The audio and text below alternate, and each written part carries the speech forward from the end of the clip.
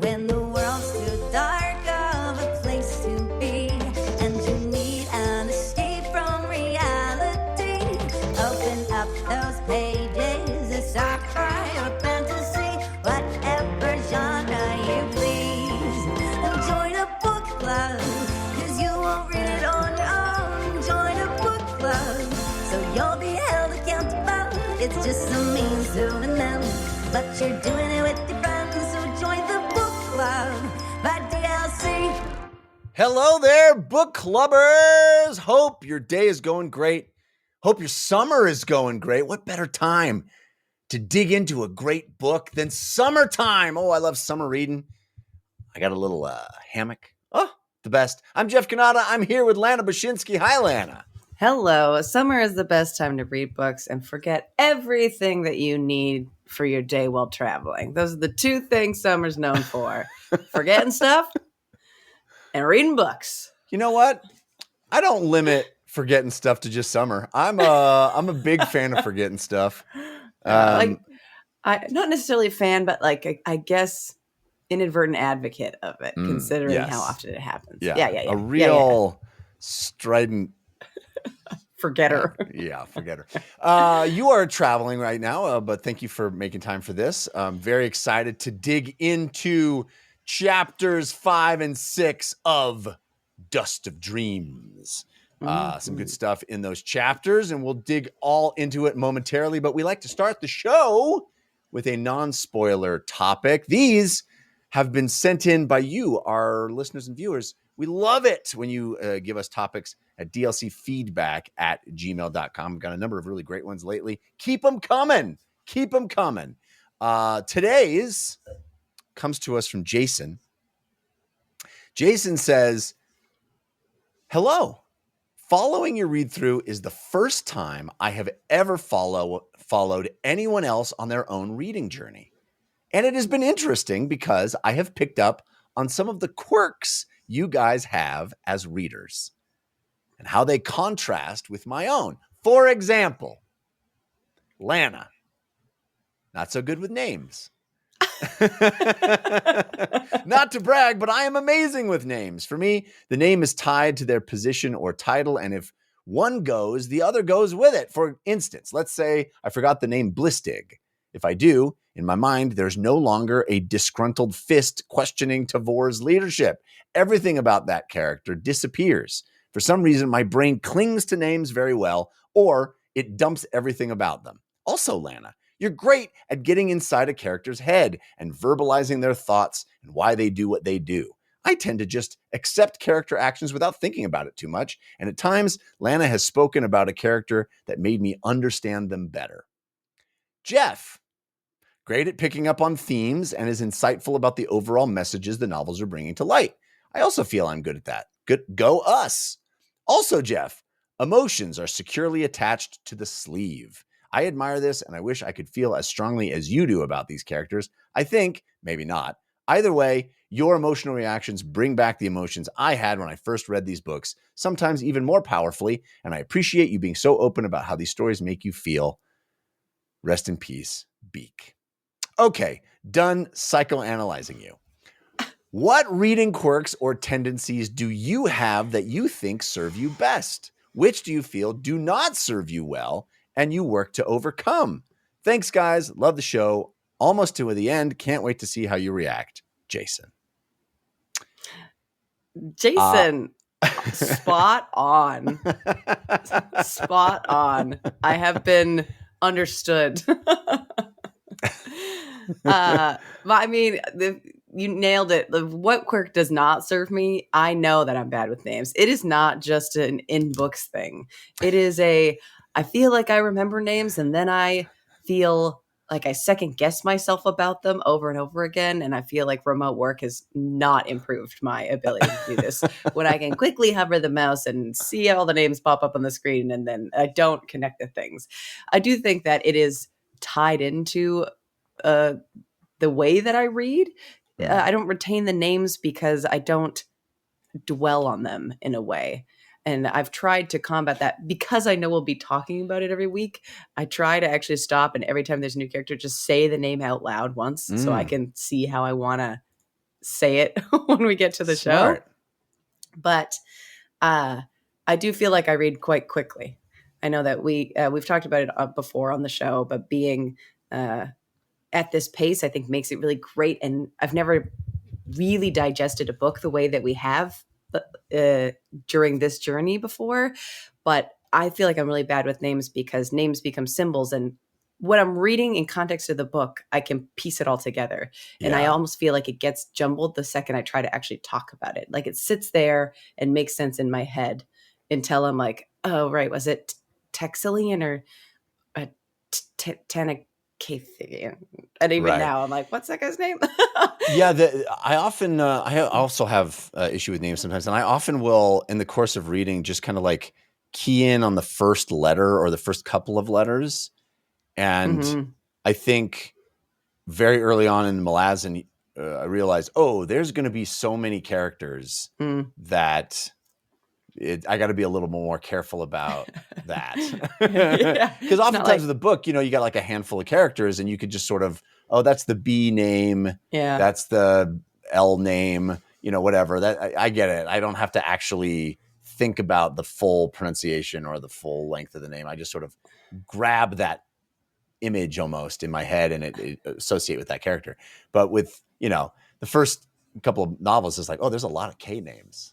Yeah. And then it's just, oh, there's just a lot of names. And so, yeah, we have to be a little bit more careful and precise about it. Mm-hmm. What's your reading quirks that you feel like are what you think is a boon to you versus A something boon? that, I have so few boons. oh,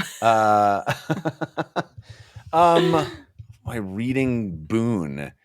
I don't know. I hate how slow I think I've talked about this before. I think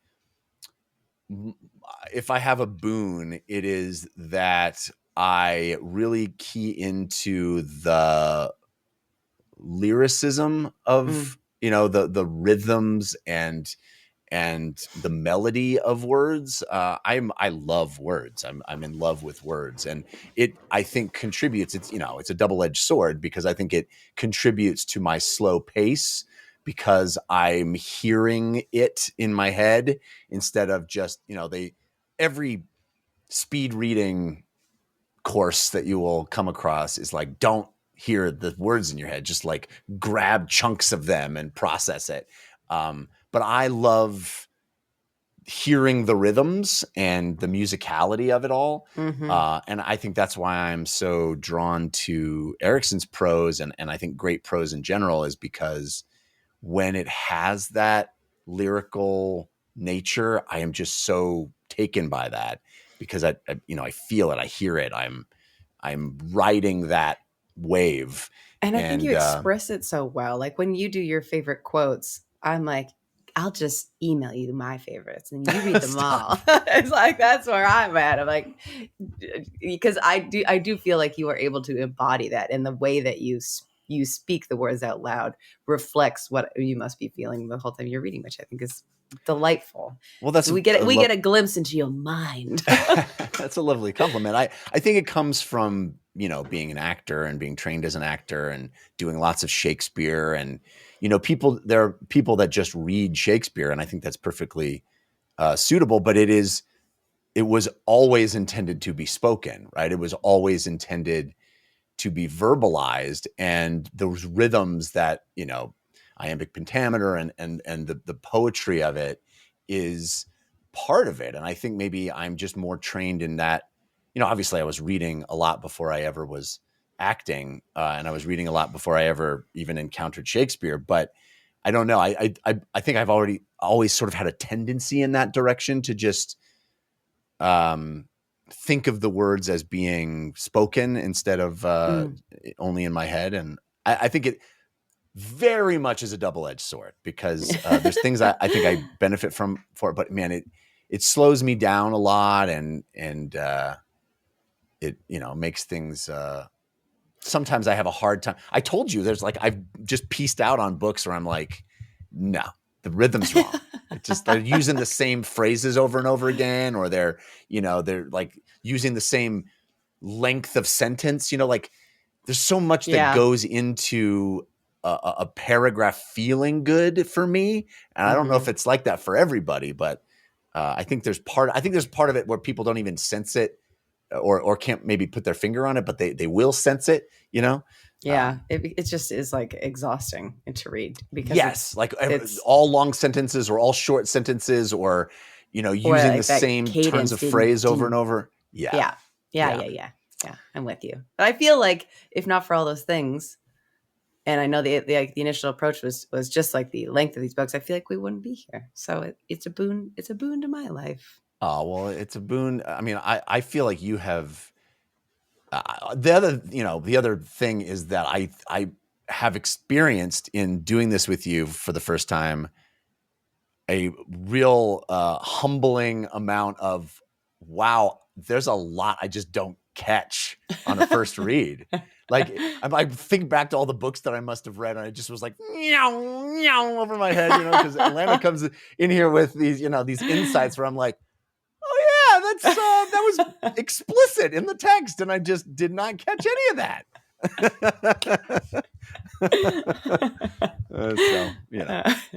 So it's very humbling.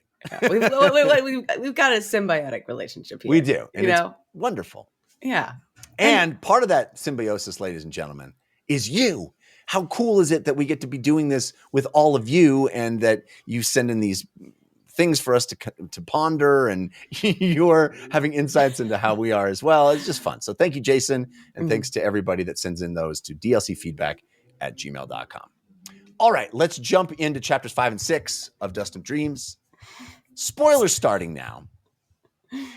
I really enjoy how chapter 5, I would say the overarching theme of chapter 5 is like people really underestimating each other or assuming they know what's going to happen, and it doesn't happen that way. Chapter 5 and chapter 6. I think there's a huge chunk in chapter 6 where characters are talking and I'm like, oh, they're gonna get owned. I don't know what it is about everything they're saying. Yeah. I think I was thinking of chapter 6. Anyway, chapter 5 starts. Yeah. I think you're right. It's much more chapter 6 than chapter 5. Pardon me. But chapter 5 starts with this wonderful kind of comedic beat of Corporal Tar and the Letheri soldiers and Cuddle, and them being like, we got to whip these guys into shape.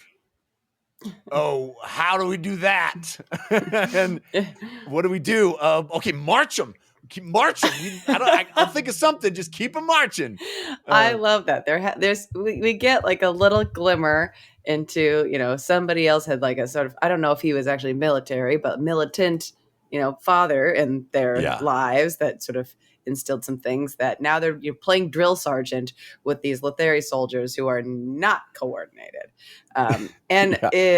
Despite being like the core warring dominant peoples of this continent, they're still nothing compared to the Malazans as we've seen. Yeah. And they're doing the drill sergeant thing and being like, is this working? They're like doing like, what do you say about that soldier? They're like, well, they're like, don't answer me. You're not playing your part of a soldier right. I'm supposed to yell at you and you're supposed to say, yes, sir. It's just, they don't have that keyed in. It's a real clash of cultures. Yeah. And it's funny that you have these Malazans who are like, yes, we know how to do this.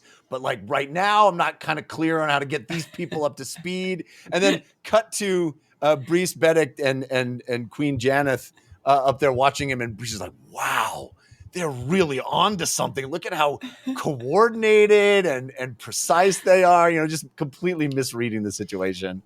But there's a couple pieces in there. Well, the thing that I think is interesting, because they're like, wow, these soldiers, but they're clearly taking this different strategy where, what they're saying is trying to like embolden the soldiers and give them an independence laced with that you gotta listen to me piece, right? Which I love the insight into the Letheri training. It's crazy Brees being like #1 superstar swordsman, but his army is in such a space that he's like, I don't want them questioning me, which is more like, honestly, my impression of what military is IRL. Right. But with the Malazans, it's like, you can't question me, but you got to be able to act. You Yeah. got to be able to do these things. And the combination of those is like, is it ripe for mutiny? Is it not? And it is sort of a blending of that empowerment, but also get in friggin' line. Right.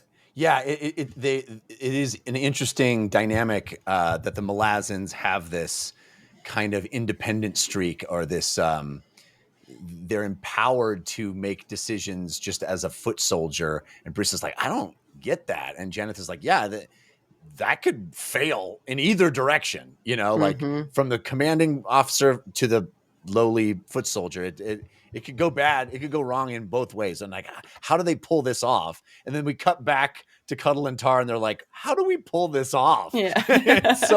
it's so funny. I thought it was very well beat it out, And I just love that they had like that one little line slipped in of like, well, we'll make a march and they'll give us time to think. And then the call back later to them marching. Yeah. Exquisite. Yeah. They're all exhausted and tired. I guess you're still thinking, huh? Yeah. Really good.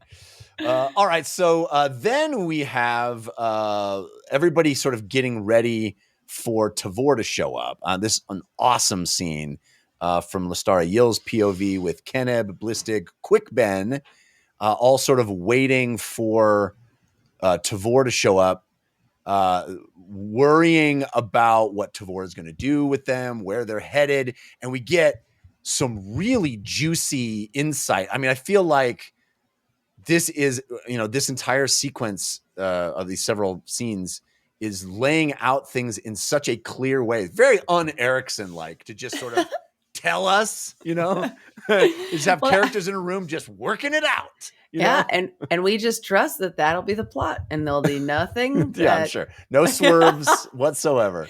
Yeah. But very interesting stuff to enumerate here.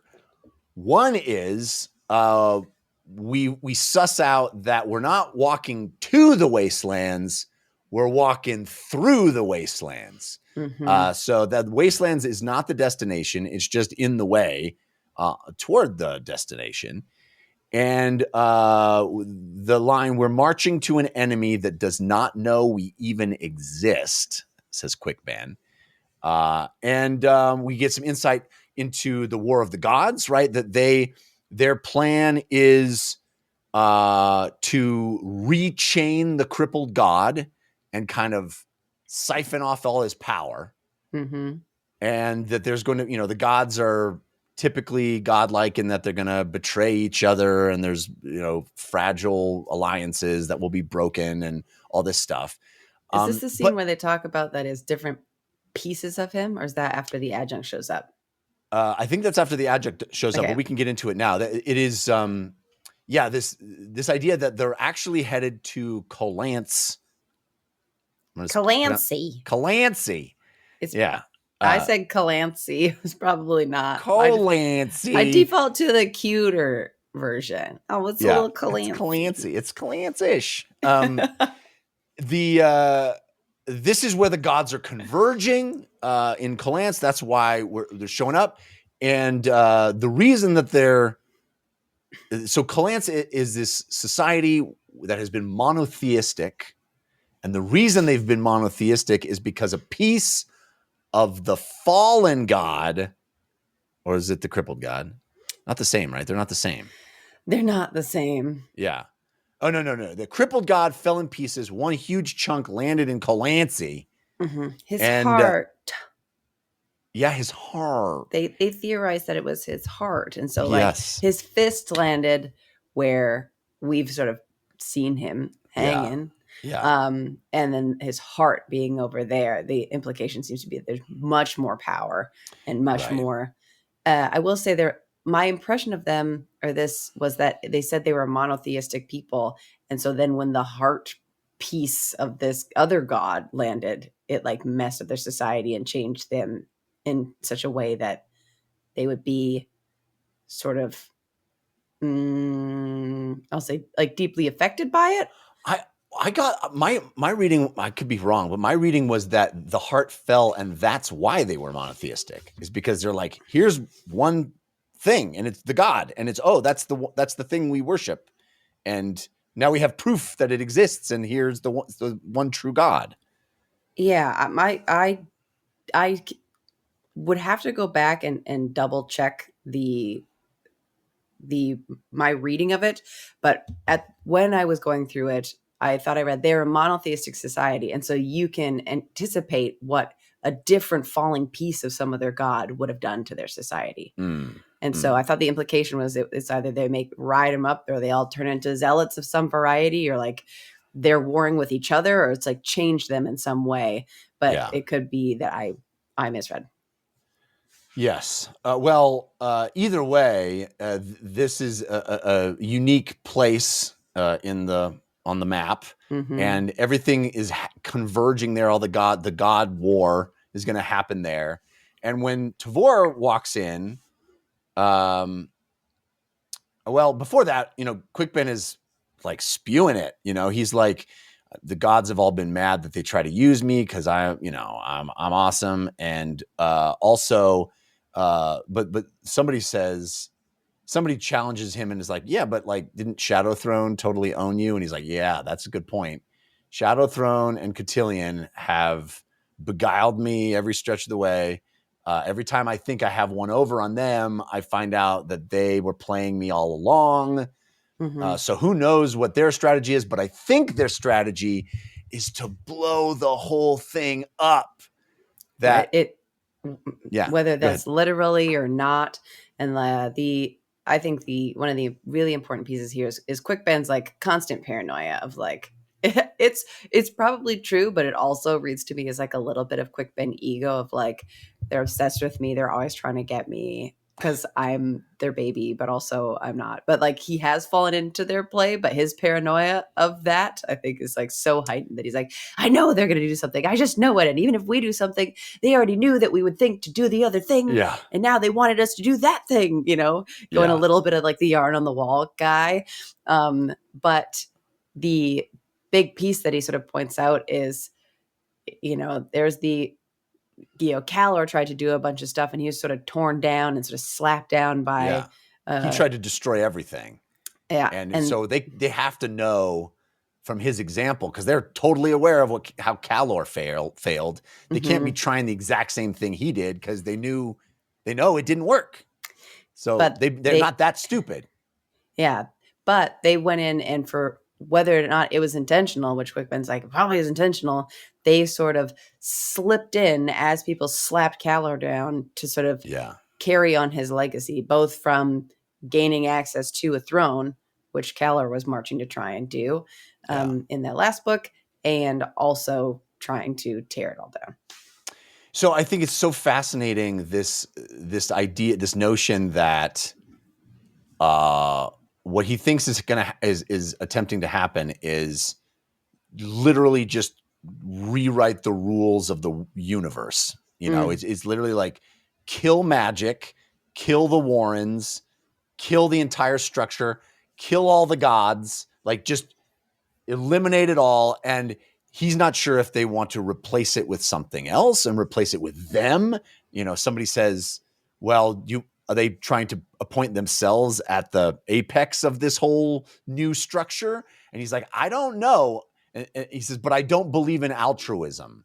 I don't think they're doing it just to make it better. And there's no reason to believe it would be better. The new thing could be worse than the thing we have now. Yeah. Yeah. This isn't the part where Quickben's like, also bunch of new magic. There's like a juicy, there's such a drop of a bunch of different things here. Right. Well, he says that it's going to kill off all the magic, that all the mages are going to, kind of lose their minds. They're all going to suffer, because when magic goes away, won't be able to handle it. And it's going to kill off all the magic. Well, which is funny, because we didn't mention in the very first scene when they're like ranting at the soldiers, when Tar and Cuddle are ranting at the soldiers, they're like, you idiots, why don't you just kill the mages? guys. Yeah. And then it cuts to Brees, and he's like, we barely even have any mages. Actually, it's like, Well, that's the piece that I was like trying to figure out what they were like. Is that mutiny? Yeah. Going back to that, they were pointing out. I love there's a line in there that's like, you idiots don't get together and have a war or have a battle. You all get together and just make a new cemetery because your mages are using this out of control, chaotic version of just like raw magic and killing everyone, including themselves, doing it. So the world would be better. All your wars would be better if you just turn around and killed them first, and then you could have a fair fight. This section I'm thinking of is at some point somebody's pushing Quick Ben for info. I think this is Tavor. I think it's after Tavor comes in, they have this tete-a-tete. Which Lestara's like looking on and being like, it's so interesting to sort of see them in their like semi more natural element of, the soldiers being quite irreverent to the effectively the general of their army. There's a openness with their communication that they can be disrespectful, I think, in sort of a traditional military sense. Yeah. Well, and also she's like, Tavor is a badass. Like, this is the first time I'm seeing Tavor be full Tavor, Yeah. And her even just being like, give me your guesses. What are you saying? Tell me what you think. And I can't remember if this is the spot where they're like, oh yeah, Ikariam did some stuff here. Yes. I can't remember if that's right here as well. But yes, this notion that Ikariam attempted to, or when last time we saw Ikariam and all the craziness went down, he was kind of replacing the old system with a new system as well. And it has already caused all this chaos, and all the magic is like closed off. We get a scene right after this with Ebron and somebody else, the two mages, who are like, man, this feels weird. Doesn't magic feel weird? It's like going away. Is it Ebron and Bottle? Yes, that's right. Yeah. Ebron and Bottle. That's right. And then they're sort of pointing out that they think Ikariam created new warrants. So there's magic that's going away. The old magic of Letherus is definitely going away. Their access to their normal warrens via Cruel is lessening and lessening, or like they're barely going to be able to like scrape any magic out of these warrens for long. And then there's some sort of new budding magic, new warrens that it has to do with the Azath. It has to do with the gates. And there's this gate being opened that it's the old Fulcral Assail gate. Yeah. And they're like, that's going to change everything. Which leads me to believe that the enemy that doesn't know who we are is the Fulcral Assail. That was my guess as well. Yeah. Yeah. So this Fulcral Assail gate is called Akrast Corvalane. So it's the first time we've heard about this thing, which is like this old, ancient, elder gate that will need lots of blood to open. They need lots of blood. And it's cool too that Tavor is like, listen, we have two choices. We can either be sort of a tool for the gods, or we can like, throw ourselves in the middle of this war between these two sides. I choose neither. I'm not going to, like, she's just so defiant, and, she's like, we're going to march ourselves, and we're going to do this ourselves. And I'm so sick of being manipulated by the gods. I'm so sick of it's such a cool undercurrent that is throughout Malazan of the mortals just being like, double middle fingers to the gods, Yeah. Just, no way. I'm not playing your game anymore. Yeah. And what I love about that is it feels like it's almost in sort of a petulant, you can't tell me what to do, about the Deck of Dragons reading where she got nothing. She was pissed how it went down. Yeah. Yeah. But even with this, her being like, I'm not doing anything. I'm like, isn't that kind of like not doing anything? Like, what isn't that nothing in its own way to like not do the other things that the gods would want you to do? And I think Quick Ben even then is like, but that's exactly what they want you to do. Yeah. Yeah. So I don't know how coherently we stepped through this scene, but it is. I thought it was awesome in that we finally get people sitting down and sort of speaking the plot. path. Basically, it's like it's laying it all out in a very clear way that. Yeah. It's very atypical for this series where we have to do a lot of the work of putting the pieces together. For once, it's all the people sitting there. And it felt very satisfying. It's like I got to book 9 and finally it's like presented in a very clear cut. I got to book 9 and finally Steven told me something I'm sure that will not happen exactly change. as I expect. But it's cool. It's cool. It is. It's fantastic. Yeah. And there's a lot of discussion about what justice is and the delivery of justice. Yeah. I think I have a favorite quote pulled in there somewhere. Cool. Yeah. All right. So then we cut back to the throne room where Brees is, still freaking out about having almost been murdered by the errant. And he's thinking about his old brother, Hull, who we haven't heard. Nobody's really thought about Hull in a minute. I know. Poor Hull.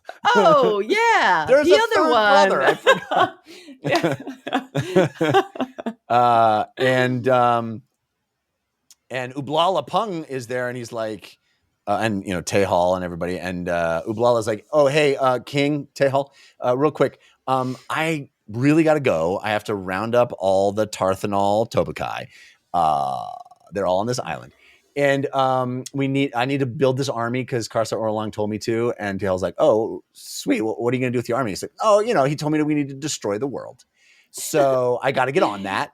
And is that cool? And Tavor's like, Tehal's like, sure, but maybe we should just like slow our roll on that. Like, I love the enthusiasm, but maybe just like not immediately destroy the world.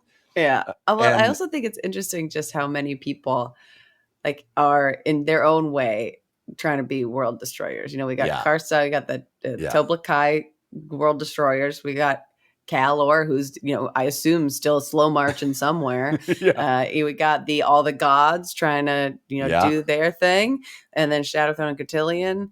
There's a lot of potential world destroyers out on the prowl. It does. It does feel like the main thrust of these last 2 novels is going to be changing the status quo. Upending the apple cart and figuring out how we can replace the current system with some new system, whether that's just pure chaos and anarchy, or if it is some sort of structure that's been pre-planned, or the struggle for.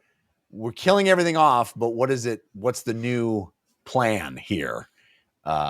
Which I think is fascinating. I'm intrigued to see where this is all going. Same.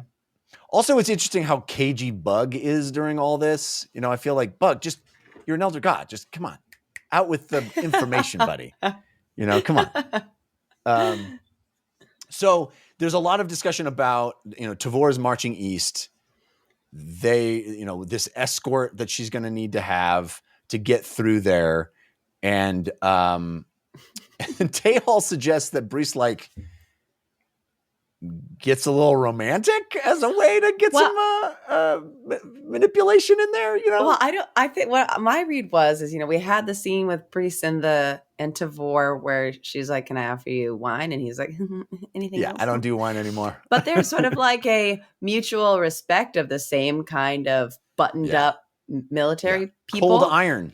A couple of cold irons in the fire. That's right. And there is that sort of like, I don't want to call it flirtatiousness, but like a comfort and a warmth to their interactions that we never see Tavor with somebody else or interacting or even discussed being that way at all. And then Brees, taking a beat and come in. I think Tehal is like sussed out that Brees might have a crush. But then he's understanding. Like, or you could just like hook up with the Star of Yale because she is smoking hot. He's just like, hey, either one, really. I think all of that is Tehal verbal sleight of hand to try and to he said the thing, but then he said a bunch of other things. So he seems like he's being a silly guy, but that was the thing. And yeah, you're going to go be an escort. That's fine. Yeah. I do love that he calls Brees, the legally eligible Benedict or something like that. Because he's talking about like going and getting with, whoever, Rat Catchers Guild. What's up? Let's go. But I am technically married. So you're actually eligible. It's like, I mean, I could seduce it, right, honey? No, okay. So maybe you do that. Maybe that's your thing as the available brother. But I think he even positions it as like a seduction, get that intel. But my read on it that he's like wingman in it more than that's anything. right. Yeah, and just Brees seems like the worst person to attempt to do that at all. Where he just there's no subterfuge or no. I don't have a crush. Shut up. All right, so then we have this scene that we were talking about earlier with Bottle and Ebron and Dead Smell, where they're discussing the miserable extinction of sorcery and the beginning of our soon-to-be useless lives. So basically, and then this is where they talk about Icarium. Yeah.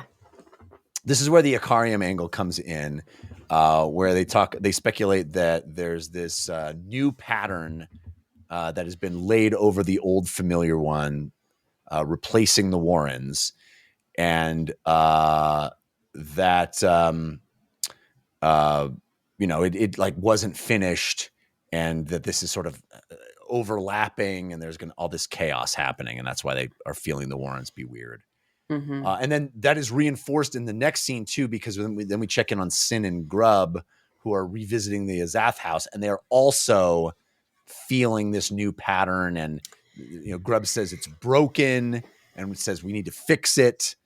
All this kind of upending. Yeah, Sin and Grub's different reactions to that. Sin's like confidently wanting to sort of dive into the new power, and Grub being like, "Ooh, this seems bad." Is interesting there. Yeah, and then we trek back in on the still marching army, and Fiddler's like, "What are you guys doing? What is this? This is come on." You think this is training? Is something getting done here? Yeah. I imagine it like being basically like, like not dawn, but like a 10 a.m. situation when they started marching. And now I picture it like evening, night, and then just like, like zombified walking through whatever. Yeah. And Fiddler coming in being like, you guys are doing something, but have you considered these actual exercises out there? Great. That's all. Goodbye. Just dropping a couple hints for how to lead people. Yeah. And I'm out. Peace out. Then he goes over and checks in with Hedge. And unwillingly checks in with Hedge. Yeah, right. And it's this relationship between the two of them is so weird because like post death, Hedge is this really strange, chaotic force. Fiddler doesn't really trust and doesn't understand anymore. And have we seen Hedge interact with other people? We have. I think so. Yeah. Okay. You thinking he might be in a figment of his own imagination? Yeah, he's like, I'm real, man, and I'm like, is he? We saw him hug other people. Cook Ben. Yeah. He's talked to Stormy and Gessler too, I think, right? Yeah. Just checking. I'm like getting Fiddler's paranoia. Yeah. Is he real? But it's funny because he's like, you're still stuck in this old bridge burner paradigm, and I'm a bone hunter now. We're in two different worlds, man. In two different worlds. It would never work. And then we have a really ridiculous scene that I'm not really. It's just funny and goofy, where Pores pretends to be Captain Kindly and tries to convince Cinter and Kissware to shave their heads and gain a bunch of weight and like put the hair on his desk. Like, is it just like a practical joke, just a prank? I think it's a kink thing, but I definitely thought it was like so funny to be like, look at you. You're being punished because you got captured by these idiots, these terrible military people. You somehow got captured and failed to escape. So you're punished and that you got to fatten back up again, girlies. And specifically saying, I want you to put those curves back on in the right places is such a funny thing to say just as a concept, as though you're like, okay, I'll get my hips back, sir. And then shave your head and put all your hair here. I'm like, all right, use a freak. We get it. Well, I figure like what is he doing it just because it's hilarious to him, or I don't know. But the next scene, they decide, he wants our hair. Sweet, this guy's a real jerko. We'll get some hair for him. We'll put some hair on his desk. We'll get it from some animal hair. Will be there. Yeah. The thing I love about it too is you see more of the dynamic of the sisters here, where Kissware's like, I'm not giving him my hair, and Cinder's like, we got to get him hair. He said hair, we're gonna do it. So she's still being the good soldier, but she's like, well, I'm not giving him my hair. Like, we're gonna solve the problem. She just is like good at. She's got a competency to her that is like interesting. Where Kissware is like competent but mostly defiant. Yeah, we've established that Kissware is like, I don't even want to be in this army. This is a dumb idea. And Cinder's like drinking the Kool-Aid. She's all about being the best soldier. Well, that's the thing I liked about it, is that she is drinking the Kool-Aid, but she's still, But I'm not shaving my head. I'm not shaving my head. I'll do something that you asked me to do. Yeah. That you will take as the thing that you asked me to do, but that was dumb though. I'm not getting in trouble, but I'm also not doing what you said. Exactly. Yeah.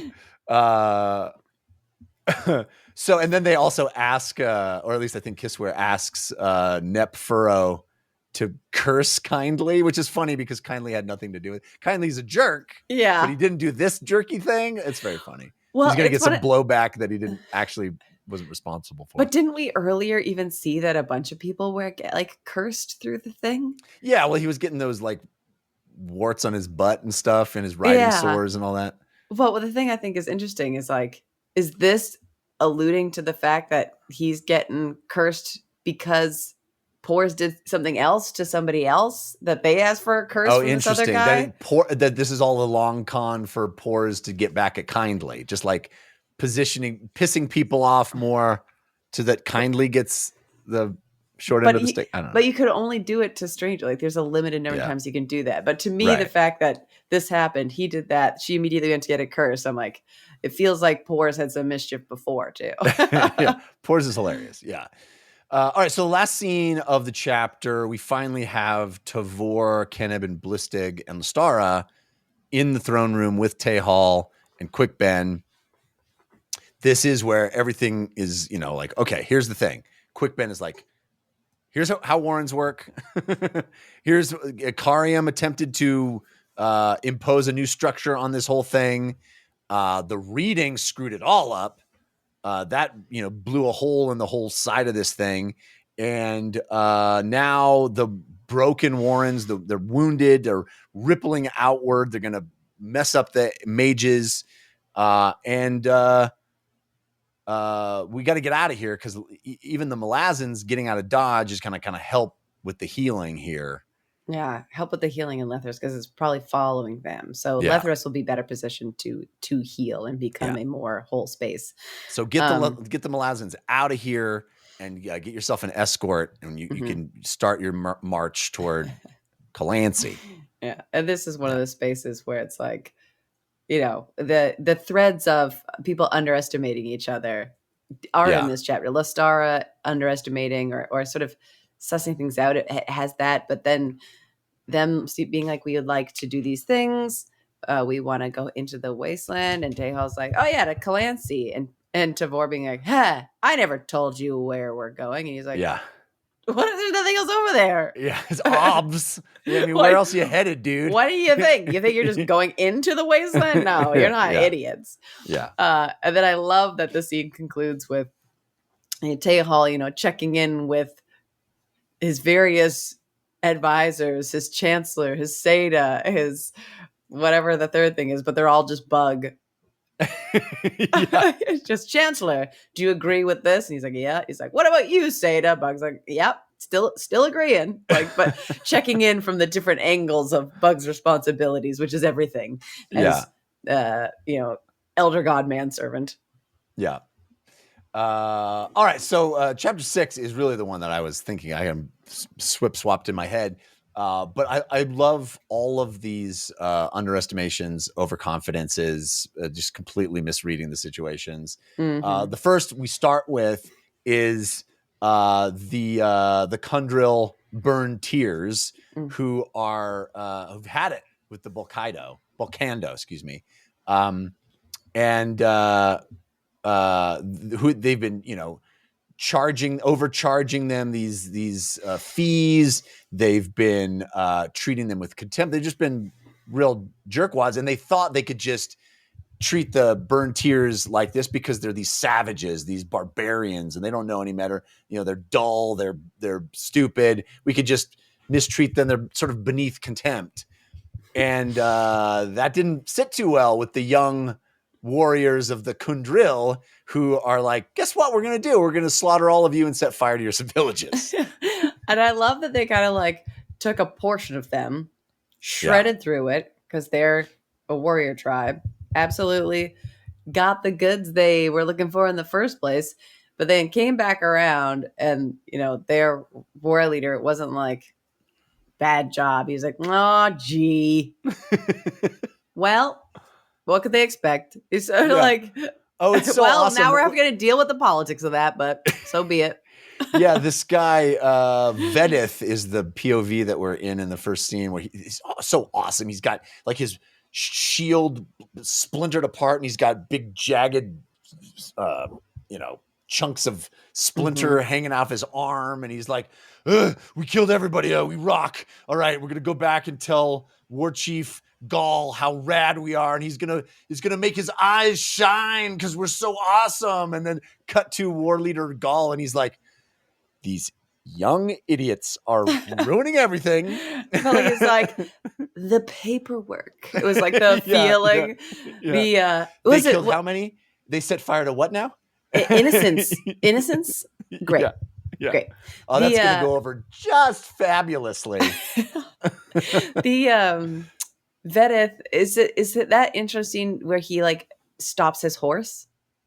Oh, dude, yeah, when he bites its ear. Awesome. So sick, dude. And like the reasons why, like, okay, leans forward, bites its ear to like get its attention, but then like puts his arm around its neck so that it'll like slow down. But it's because he dropped the reins, and the horse would risk tripping on them and sending him flying and breaking its own body. Oh, so rad. Yeah, if it steps on the reins, it would pull its own head down and cause him to flip over the top. So he's got to like literally bite the ear. It's just such a rad moment. Yeah, I'm so glad you brought that up. Yeah. But it's so funny because also this war leader Gaul guy, he's not even, he's worried most about how Tavor is going to handle all this. Yeah.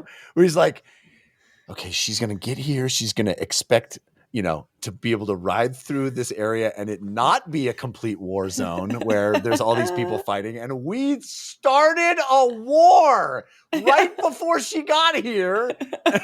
We didn't need to do any of this. And then it's like, so, hey, war leader, are you super stoked that we're like we're a war people and we started a war? And he's like, I am not.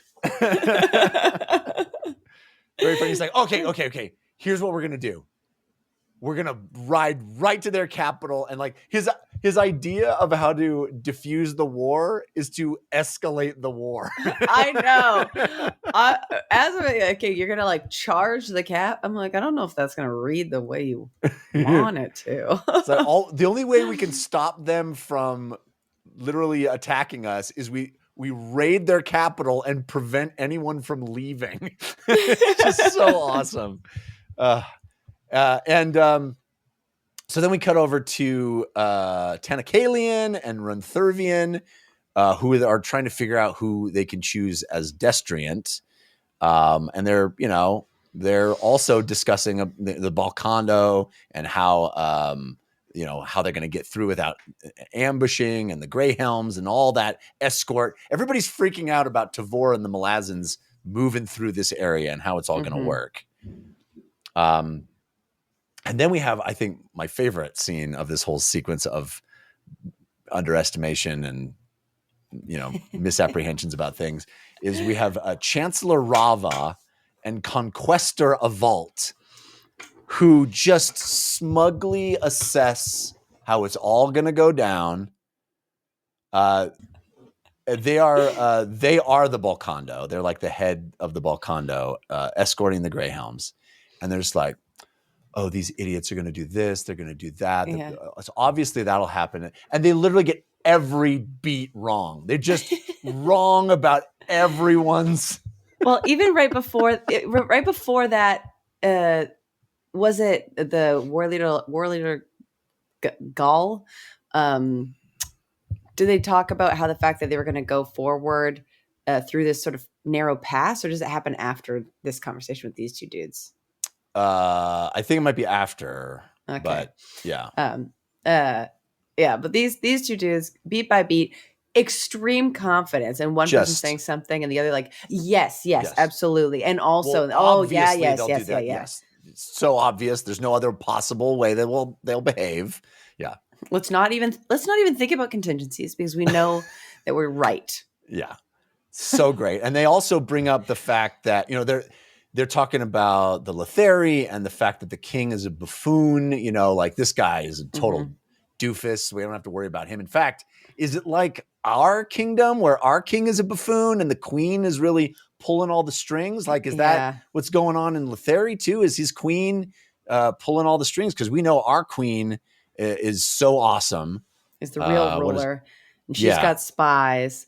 And it's if she doesn't have spies in their kingdom, then that's just impossible. She definitely is on top of it. And their queen, it might be the same situation. It does establish her, I think, this Balkando queen. I can't find her name because with an A. Yeah. Who's got this Evertine Legion. She's got her own like elite fighting force. It kind of establishes her as a force to be reckoned with. And I feel like we're going to meet more of her later. I still even like the fact that the name Evertine Legion, there's something about it that these people in particular come across as so, the way they talk about themselves comes across as more like trite fantasy in a way.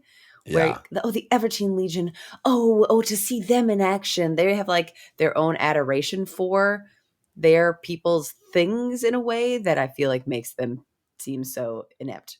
By contrast of like other people, like everybody's doing things wrong, but we're trying to do things the least wrong. Let's go.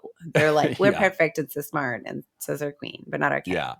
And it's so awesome that literally the next scene is Tennekalian and Runthurvian meeting with Rava and Avalt, and basically just like call them out on how wrong they were about everything. Well, yeah, that's the other piece about what they're talking about when they're going on their "we're so smart" layout thing that they do. Is they also were like, oh, this would be so perfect, and then they say we can price gouge the control even more, and then it'll be so. Once we get them all together, we'll just make slaves of everybody, and that'll be perfect. It's gonna be so sweet. We'll be like yada yada yada profit. It's so easy. Step one, step two, and profit. Just feeling that they suck. They don't just suck in this way, but they're also like doing it because they're like price gouging people and like hunting to get slaves, and it's like you are the worst. So when they show up and they're like, interesting, tell us about your situation. They're like, we have no idea what happened. These savages went wild for literally no reason. And they're like, okay, well, we're going to stop you right there. We love those guys. And they wouldn't do it. They're like a warring people, but they wouldn't do that unless somebody deserved war. So what'd you do? Yeah. And basically are like, well, we're going to mess you up. You guys are the worst. And if you think we're going to do any of these alliances you thought, you were very wrong. And it's going to get only very bad for you. And you suck. They show up, and even like in that interaction, they're like, I can only assume that because you've met us here and we're not actually even advanced on your land yet, that you are ready to like withhold something from this alliance before you even let us go forward. Yeah. And now you've been mean to our pals, which you don't be mean to our pals. Yeah. And so now guess what? You're at war. Sucks. Yeah. Sucks for you. It's Krughava, that woman who's just like so badass and everybody's kind of scared of. And she's just like, hey, guess what? I see through all of your duplicity. You're going down. This isn't going to be played out the way you thought it was going to at all. And then I love how at the end of it, was it Tarkalian says, Tentacalian, excuse me, says, Tentacalian, you think these two warring armies are bad? Wait till you meet the Bone Hunters. Ooh. Such a sick line. You better watch your back. Yeah. Yeah, somewhere in there, I think that the order was like the first people were talking about that they have to go march through this pass to get somewhere, and they're Mhm. supposed to have an escort, I think, from these people. Yeah. And they were talking about their contingencies of being like, how do we know that we can trust this situation? They're like, well, we don't. But if they march forward this way, it's probably going to be fine. If they go this way, we have to assess how they put their thing. What's the strength? Why would they do that? And they talk through all the different ways they would begin to suss out that it was not a trusting relationship. And then we cut to the people being like, they're totally going to fall for our ambush. Like, yeah.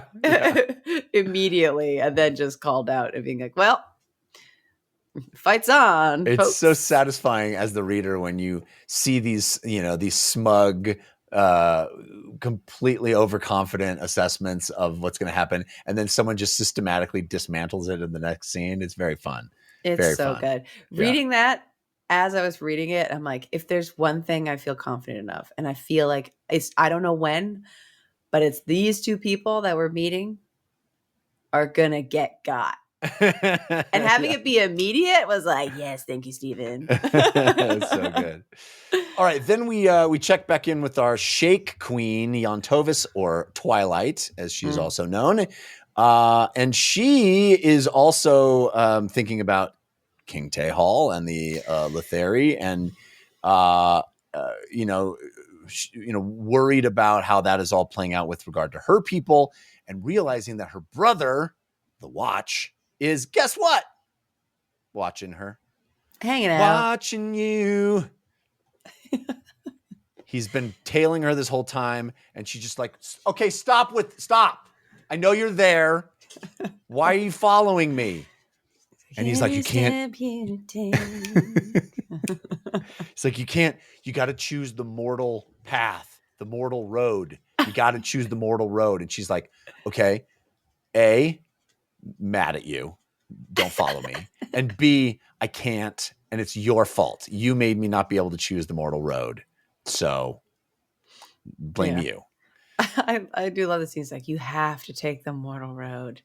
And she's like, goes back and she's like, all right, everybody, time to open up the very explicitly not mortal road. yeah. 2 scenes later, she's with Squish and Polly, and she's like, I have a plan. It's not the mortal road. That makes me feel like, is her brother actually wanting that? Or is this another, we don't quite know the relationship, reverse psychology situation? I took it as I think I take them both at their word, is that she really believes that he gave her no choice. Like he killed all the witches. So now she has to do this. She's got no choice. I don't know why, because we don't know exactly what the ramifications. But she feels that way. Yes, but she feels that way. And it's this, the road to Galan or Galan. This was something that, especially like opening the gate to Galan. Yeah. I was like, is this like a language thing? And it's one of our Galanes, like a Warren Galane. I believe I've seen the word Gallan before in this series, but I'm going to wait and see what it means, because I don't think it's the first time we've seen that. And I think on a reread, we would key into it because now it's a thing, but I don't know. Also, between those, we have this little scene with Pithy and Brevity, who are kind of trying to take advantage of the Shake crisis and kind of pull one over on Yontovis themselves. And I feel like that's setting a seed for something that's going to cause a little chaos later as well. So Yontovis tells Squish and Pulley, I opened the road to Galan, to the dark shore. I am taking us home. Which feels like very ominous, because her brother definitely did not want that to happen. All right, the final scene of this chapter, a long scene with our group, our 7 people, Taxalian, Breath, all these folks. The tone and tenor of these scenes are so almost dreamlike. Yes. It feels very weird. Obviously, it's from the point of view of a ghost. So that bears some relevance here. But I really feel like the way things are described, where like the ghost is like, why do they have all these items in their hand all of a sudden? Like, where did those things even come from? They've got all these tools and things, and the And way then they he was like, senses that, oh, he can only see them because they're people, but they might have carts. Like, it's the limited POV of the ghost of these particular people, but they could be getting things from things that might be with them. But I also get the sense that there's something more ephemeral going on. There's something there. I think these are fascinating things, and they're all arguing with each other, and they come upon this building that's a dragon, that's a building. You know, it's this carved thing in the shape of a dragon, and they know they can get inside it, but they don't know how to get inside it, and then they have to dig to get inside it, and then they do get inside it. And it's all so strange. And then the ghost itself sort of has a nervous breakdown in the middle of it, where it's freaking out of like, the god, I'm going to get revenge on all those gods that did this to me. It's such a, I don't know. It's such a sort of untethered sense of feeling adrift. And, you know, Erikson creates this feeling very, very well, but I'm not sure what to make of it. I'm curious if you have any instincts here. The things that the only instinct I really had was to try and be like, who is the ghost? We must know the ghost. Well, we have this big clue where the ghost says, I don't like spears. Not a fan of spears. Spears, I remember a spear being bad, hurting me, cutting up my skin and flesh. And, you know, spear immediately makes me think Trolsengar, right? Yeah. But then I'm like, no, Trolsengar is the spear wielder. Who did Trolsengar attack? I think a troll attacked, or at least defended at some point against Icarium. So is it Icarium? Is it this sort of this ghosty Icarium sensation? That was like, because we got a lot of Icarium stuff going on here, and we don't know what happened to him. He like went into a building and everything collapsed, and we're like, tis a mystery. I do feel like I saw Troll slice and dice some other people, but I feel like everybody else we saw him slice and dice with a spear was like bad boy, right? Or like it feels like it makes too much sense for it not to be involved with Icarium in some way, because we've got so much Icarium stuff going on. We're told he tried to do this thing and kind of blew up in his face, and we saw what happened. And I want to say some of these names of these people, like Taxilian and some of these people, were there when that happened. And this is where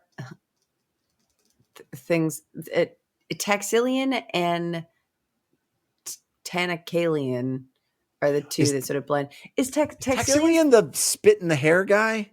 No. Okay. I feel like we would have seen him do it if he was. Taxilian. Well, these are they're behaving like real. They're behaving like these sort of, you know, dreamlike beings. I don't know. Taxilian. I should have done like a little Kindle search on it or something. Yeah. I thought, who is the priest of jokes and not jokes? Is that guy's name similar to Taxilian? The priest of jokes. My brain. I don't remember his name. Yeah. Anyway, well, I'm totally fine with not knowing yet, because I feel like we're not supposed to know yet, but I feel like there's tons of clues here. Yeah, I feel like we're either it's a troll situation and it's like a pump fake of being like, oh, spears, but only because it was like so tied into it, and it's a ghost and it doesn't know what it is, or troll Icarium in like a nebulous third moment that I feel like I should remember and don't. Well, there's all this stuff about the ghost, like understanding why an animal wouldn't want to know itself if it had done, you know, horrible things. Any creature wouldn't want to know who it is, and I feel like that's all very Icarium-y stuff. And the other thing I thought, only because his name was brought up again and being like, oh yeah, Hull. Oh, interesting. I don't remember how Hull died. Yeah. But I was like, he was like in the wilds. Did he get speared? I don't think he did. Is it some other Tistadur? I don't know. Oh yeah. Well, they get into this dragon building, and they find lots of Kachin Shamali bodies, Real all mucked up. throat slit. Which we have to assume is like a fork sale thing. I would think so. Where I would think so. in the world are they? Where in the world? We don't have any idea. Because we chatted with Texilian earlier in the book, but it's already gone. Well, in the prologue, we met this group, but I don't think Yeah. we were placed in a location. I think Yeah. that's why I feel like it's very dreamy. Yeah. Yeah. But then they have this really gross moment to end the chapter on where this chick like puts her finger in the blood and then puts it in her mouth, and I was like, and it's that's she's dirty. Like, she gives a little smirk. Icky. Yeah. Girl, but the ghost nasty. is, mad at the gods, and any god that judges him will be hunted down, or her, I guess. Any god that judges the ghost will be hunted down. Like, he has this total, breakdown. This kind of freak out moment. Another world killer in the making. Yeah. I do feel like there's enough clues for us to know. But I will say this. Please don't tell us in the comments. Yeah, don't tell us. My money is on Ikariam, though. That's my money.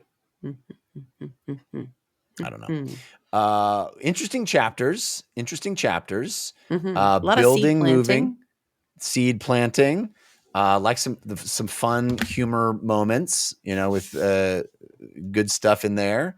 And I feel like so far, people have been talking to us about how this novel is, it's a little different. I'm enjoying it. I'm digging on it. And knowing that it's like I feel like knowing that it feels like privileged knowledge to know that it's a twofer. It's the 9 and the 10. I feel like if you're going through this on your own, and depending on how 9 ends, and you'd be like, it feels like this could be a lot of seed planting, and not necessarily a lot of, tying off of ends, maybe. Yeah. And I feel like we're very privileged to know that there's another one. So no matter what, it's kind of like, well, it's in the author's note at the beginning of the book. Was it always? Probably. I think so. Yeah, I think he wrote. Yeah. Yes, but I think at the beginning of this book, when we were, excuse me, sorry, I had to sneeze. As we were kind of getting the POV of the Kachin Shamali, I was like, oh, this is why people talk about this one as being kind of weirder, less satisfying in some way. And I was like, yeah, in the POV of the Kachin Shamali might be a little awkward, but like, there's so much great, normal Malazan Book of the Fallen stuff, like characters I love, great scenes, building tensions, cool stuff. So I was a little worried, like, oh, is that why people talk about it this way? Because it's all going to be, dinosaur people POVs. but even if it was, I feel like, as we've talked about before, Steven's writing of like each chapter kind of has like a bite. Yeah. I feel like a lot of the time I'm the way that I read the books is I'm along for the ride. Oh, and then when I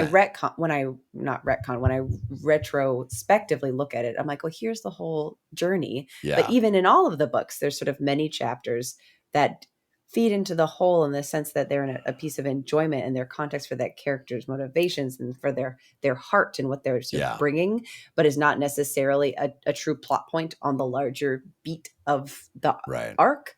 I'm anticipating that we have a lot more sort of interesting beats that aren't explicitly the arc. Yeah, is my how I'm feeling. Yes, but man, into this, and I have 3 passages. How many do you have? Something like that, and some are really short, mostly. Okay. My first one. Oh, go ahead. No, knock it out. Love it. Is about being a soldier. I don't know if this is one of yours. It might be. So this is Bottle and Ebron, where they're hanging. There was a hidden privilege in being a soldier, he decided. He had been pushed outside normal life, protected from the rigors of meeting most basic needs, food, drink, clothes, shelter. All of these were provided to him in some form or other. And family, don't forget that. all in exchange for the task of delivering terrible violence. Only every now and then, to be sure, for such things could not be sustained over long periods of time without crushing the capacity for feeling, without devouring a mortal's humanity. In that context, Bottle reconsidered, with a dull spasm of anguish deep inside, maybe the exchange wasn't that reasonable after all. Less a privilege than a burden, a curse. Seeing the faces in this crowd flashing past, a spinning, whirling cascade of masks, each a faintly stunning alternative to his own, he felt himself not simply pushed outside but estranged, leaving him bemused, even perturbed as he witnessed their seemingly mindless, pointless activities, only to find himself envious of these shallow, undramatic lives wherein the only need was satiation, possessions, stuffed bellies, expanding heaps of coin. What do any of you know about life? He wanted to ask. Try stumbling through a burning city. Try cradling a dying friend with blood like tattered shrouds on all sides. Try glancing to an animated face beside you, only to glance a second time and find it empty, lifeless. A soldier knew what was real and what was ephemeral. A soldier understood how thin, how fragile was the fabric of life. Could one feel envy when looking upon the protected, ignorant lives of others? Those people whose cloistered faith saw strength in weakness, who found hope in the false assurance of routine? Yes, because once you become aware of that fragility, there is no going back. You lose 1,000 masks and are left with but one, with its faint lines of contempt, its downturned mouth only a comment away from a sneer, its promise of cold indifference. Man, that is so good. So good. Beautiful stuff. Beautiful stuff. So my first passage, I don't think, in 9 books, I don't think I've done this once. This is an epigraph. It's the epigraph for chapter 5. It's a poem, and I found it to be one of the most beautiful of the series, and I hope I do it justice in reading it, because not, it's delicate poems, but I think this is really powerful. The painter must be mute, the sculptor deaf.